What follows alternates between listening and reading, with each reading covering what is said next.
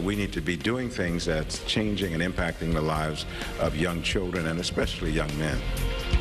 A call to end the violence on the very day an 84-year-old security guard shot and killed in a church parking lot was laid to rest. Good evening, I'm Stephen Clark. And I'm Diana Lewis. 3 men accused of shooting Joesph Lewis are now in custody awaiting formal charges in the shooting.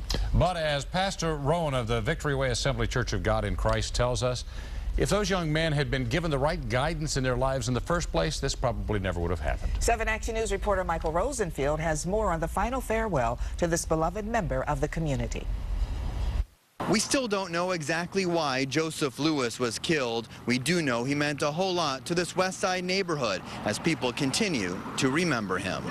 As Wilhelmina's shoemate walks from work at Soul Town Clothing and Beauty Supply across the street to the church parking lot where her friend Joesph Lewis was murdered last week, she says she'll never forget about the senior citizen who always looked out for her. So what he used to do for me, he asked me, "What do you want?" I'm like, "I want a corned beef." So he'd run down and get it for me and come back to work. He was real nice. And I love him too. The 84-year-old church security guard was killed last week. Prosecutors are reviewing a warrant in the case as Lewis was laid to rest today. I sang Amazing Grace, and it was just a beautiful funeral. I thought it was a beautiful homegoing for him. The murder happened while Mr. Lewis was stationed outside Victory Way Assembly on Tireman. Bible class was taking place inside. Church member Florence Bass was there and still can't believe what happened outside the church doors. Even when he had to stay a little longer, he was always willing to do that. He never said he couldn't stay. He would always stay. Me being the church secretary, sometimes I would be late coming out on Sunday.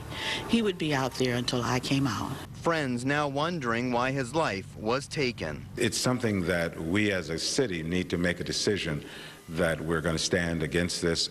Mr. Lewis had guarded the church for decades. He was a war veteran who will be remembered for his service to the country, his service to his church, and for being an upstanding member of the community.